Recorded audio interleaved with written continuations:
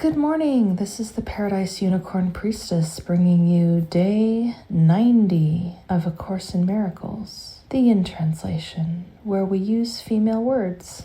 This would be March 31st if you are starting at the new year. The conditions of reality.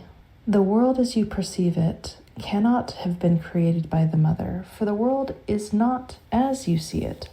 God created only the eternal, and everything you see is perishable. Therefore, there must be another world that you do not see.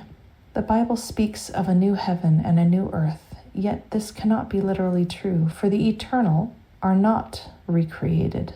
To perceive anew is merely to perceive again, implying that before, or in the interval between, you were not perceiving at all. What, then, is the world that awaits your perception when you see it?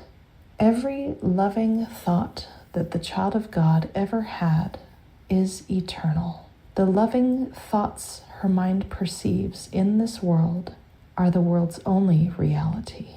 They are still perceptions because she still believes that she is separate, yet they are eternal because they are loving. And being loving, they are like the Mother, and therefore cannot die. The real world can actually be perceived. All that is necessary is a willingness to perceive nothing else. For if you perceive both good and evil, you are accepting both the false and the true and making no distinction between them. The ego may see some good, but never only good.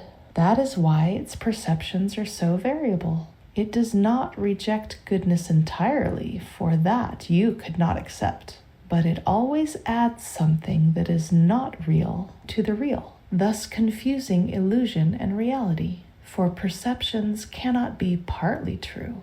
If you believe in truth and illusion, you cannot tell which is true. To establish your personal autonomy, you tried to create unlike your mother, believing that what you made is capable of being unlike her. Yet everything true is like her. Perceiving only the real world will lead you to the real heaven, because it will make you capable of understanding it. The perception of goodness is not knowledge, but the denial of the opposite of goodness enables you to recognize a condition in which opposites do not exist, and this is the condition of knowledge. Without this awareness, you have not met its conditions, and until you do, you will not know it is yours already. You have made many ideas that you have placed between yourself and your Creator, and these beliefs are the world as you perceive it. Truth is not absent here, but it is obscure. You do not know the difference between what you have made and what you have created. To believe that you can perceive the real world is to believe that you can know yourself. You can know God because it is her will to be known. The real world is all that the Holy Spirit has saved for you out of what you have made. And to perceive only this is salvation, because it is the recognition that reality is only what is true. Lesson 90. Review of lessons 79 through 80. For this review, we will use these ideas. 79.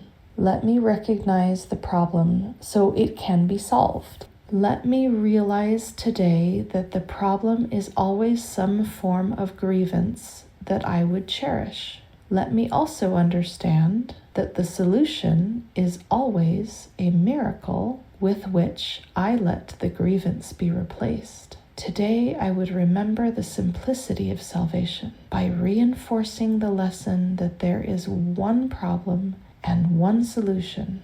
The problem is a grievance. The solution is a miracle. And I invite the solution to come to me through my forgiveness of the grievance and my welcome of the miracle that takes its place. Specific applications of this idea might be in these forms. This presents a problem to me which I would have resolved. The miracle behind this grievance will resolve it for me. The answer to this problem is the miracle that it conceals. 80. Let me recognize my problems have been solved. I seem to have problems only because I am misusing time. I believe that the problem comes first, and time must elapse before it can be worked out. I do not see the problem and the answer as simultaneous in their occurrence. That is because I do not yet realize that God has placed the answer together with the problem, so that they cannot be separated by time. The Holy Spirit will teach me this if I will let her, and I will understand it is impossible that I could have a problem which has not been solved already. These forms of the idea will be useful for specific applications. I need not wait for this to be resolved. The answer to this problem is already given me if I will accept it. Time cannot separate this problem from its solution. Okay, I have to pause and talk here again. In yesterday's recording, I talked about some funkiness in time that A Course in Miracles teaches when you really look at what it's saying, and a book that was written to be a companion to it, in essence, called The Disappearance of the Universe. I actually didn't say yesterday what it was that I found so hard to choke down. The book was talking about how the past is an illusion, doesn't exist, and it basically said, evolution doesn't exist.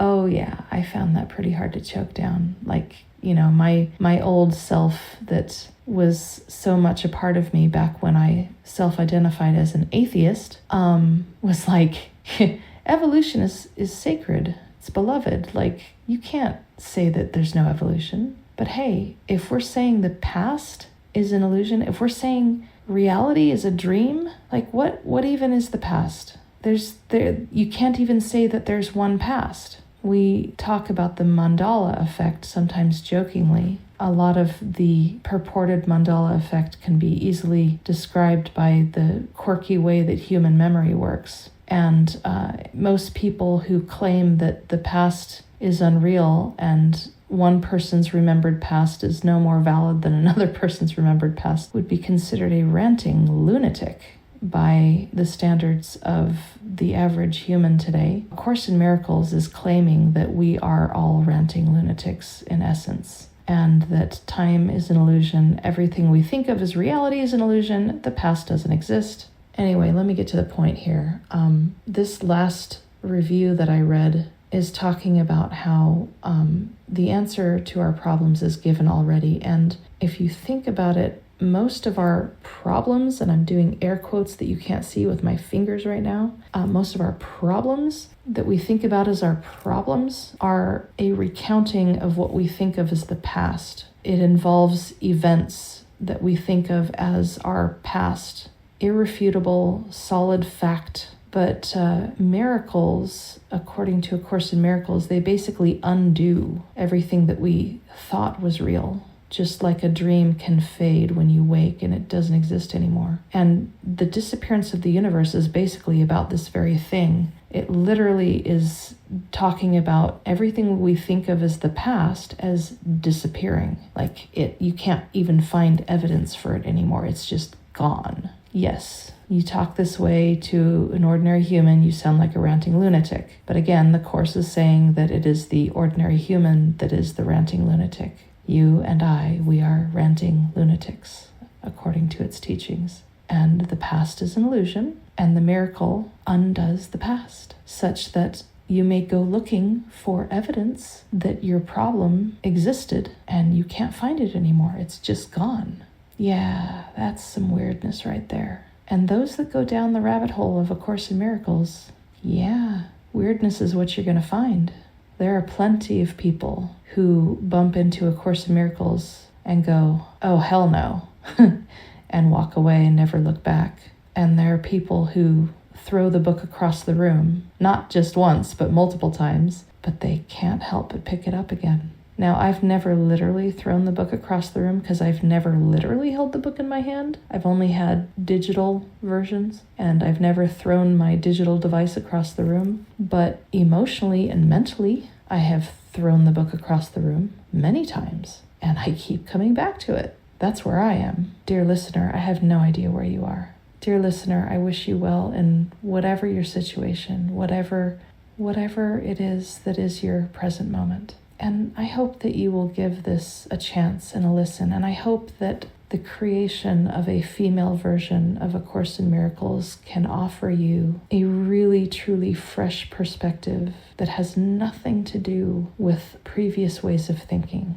Yes, this challenges the mind. I get it, because the default male has been the norm for so long. And we think that we have discovered equality, but have we really?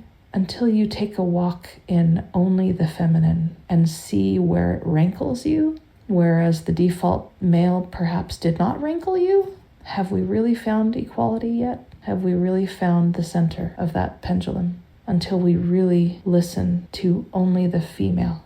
Because I will remind you, dear listener, the default A Course in Miracles is written in only the male. I think there's maybe 1 or 2 female references. I'd have to go look where it refers to wisdom as a she or something like that. But absolutely every other word in it is male, if it has a gender at all. So I'm just asking you to take a fresh look, see where you're at.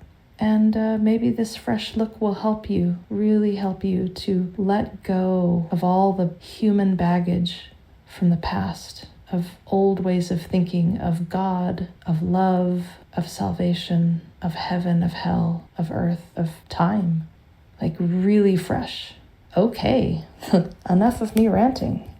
I truly wish you well, dear listener. Until next time.